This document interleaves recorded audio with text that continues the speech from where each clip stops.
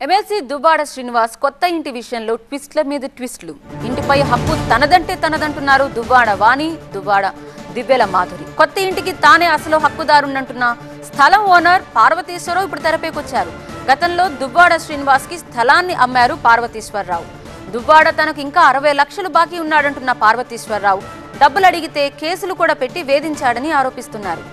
నా డబ్బులు వాణి ఇస్తారో శ్రీనివాస్ ఇస్తారో తేల్చుకోండి, డబ్బులు ఇవ్వకపోతే ఇంటికి తాళం వేస్తానంటున్నారు రిటైర్డ్ టీచర్. మరింత సమాచారం మా సీనియర్ కరెస్పాండెంట్ శ్రీనివాస్ అందిస్తారు.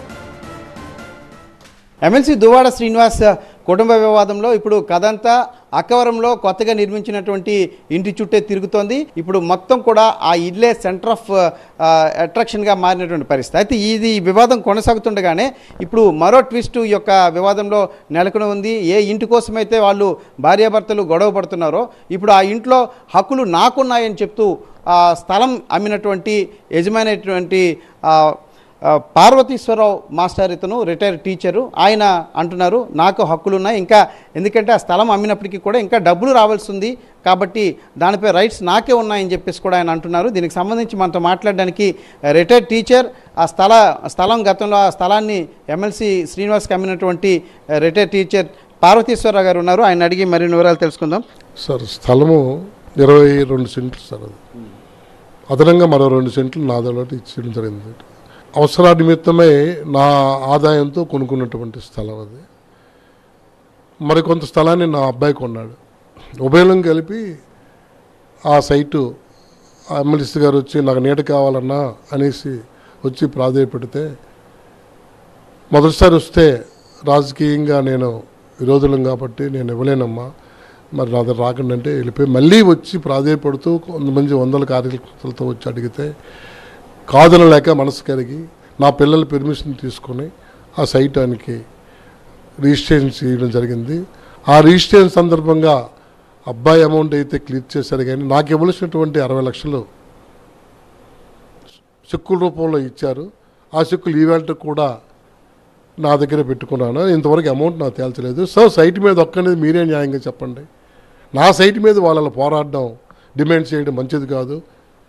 తను నివసిస్తున్నాడు, వాళ్ళ భర్త భార్యలకి ఏమైనా గొడవలు ఉంటే 4 గోడల మధ్యన పాతింట్లోకి వెళ్ళో లింగాల సెల్లో పరిష్కరించుకోవాలి తప్ప, లేదంటే చట్టపరంగా పోలీస్ స్టేషను, న్యాయస్థానం ఉన్నాయి, అక్కడికి వెళ్ళని పరిష్కరించుకోవాలి తప్ప తగువులు అనేవి ఇటువంటి నా సైటు నాకు ఇచ్చే సైటు అనేది ముందు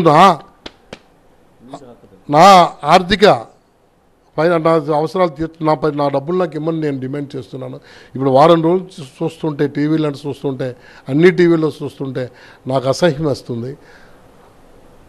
దేశంలో ఉన్నటువంటి తెలుగువాడు, అంతర్జాతీయ స్థాయిలో ఉన్నటువంటి తెలుగువాడు కూడా ఫేస్బుక్ మరియు ఈ యూట్యూబ్ చూసి అసహ్యించుకుంటున్నారు.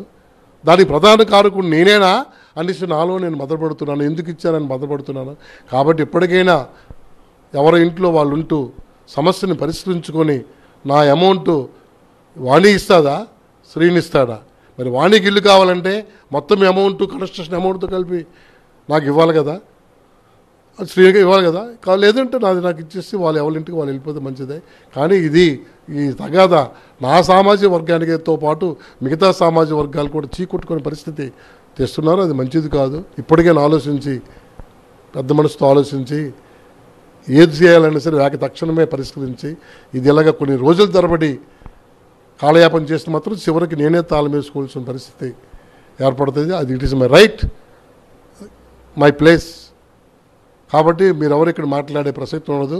అవసరం అనుకుంటే ఉభయలు కూడా స్థలం నుంచి వెళ్ళిపోవాల్సి ఉంటుంది. ఆ శక్తి, ఆ దమ్ము నాకు ఉంది, పర్వాలేదు. నాకు కేసులు కూడా నా మీద పెట్టారు. ఎవరు పెట్టారండి? దేనికండి? వాణి గారే, ఒక కార్యకర్త ఎవరో వెళ్ళి మాస్టర్ ఇలా చేస్తారంటే వెళ్తే నా డ్రైవర్పై, ఆ డ్రైవర్ ఆదిఆంధ్ర దేవేంద్రరావు అని ఒక డ్రైవర్ నాకు ఉండేవాడు, ఆ డ్రైవర్పై కేసు పెట్టి ఫోన్ లేదో మాట్లాడేండి గురువు గారును వానర్ను నా తరపున ఎవరైనా చెడు మాట్లాడితే సహించలేక ఒక మాట అంటాడు.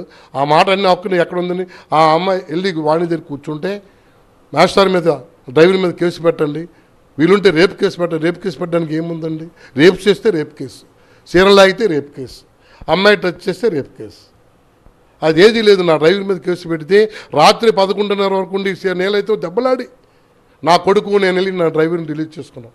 TV9 ద్వారా నా విన్నపం ఏంటంటే ఇప్పటికైనా తెలుసుకొని తగులు పరిష్కరించుకొని ఎవరి ఇంట్లో ప్రశాంతంగా జీవిస్తారని నేను కోరుకుంటున్నాను. అమౌంట్ని మాత్రం తక్షణమే చెల్లించమని కోరుకుంటున్నాను. రైట్. మొత్తానికి ఈ యొక్క వివాదం, కుటుంబ వివాదం తనని కూడా ఆందోళనకు గురి చేస్తుంది. దాంతోపాటు అసహ్యం కూడా, వాళ్ళ యొక్క వివాదాన్ని చూసి అసహ్యం కూడా వేస్తుందని చెబుతున్నారు. త్వరగా దాన్ని పరిష్కరించుకోవాలి. అదే సమయంలో తనకు రావాల్సినటువంటి డబ్బులు కూడా 60 లక్షల రూపాయల డబ్బులు కూడా తనకి వెంటనే చెల్లించాలి. లేదంటే అసలు హక్కుదారుడు నేనే అవుతాను, ఆ నేపథ్యంలో వచ్చి ఇంటికి తాళం వేసి ఇంటినంతా కూడా హ్యాండ్ ఓవర్ చేసుకుంటానని కూడా పార్వతీశ్వర మాస్టర్ చెప్తున్నారు. కెమెరా పర్సన్ అనిల్తో శ్రీనివాస్, TV9, శ్రీకాకుళం జిల్లా టెక్కలి.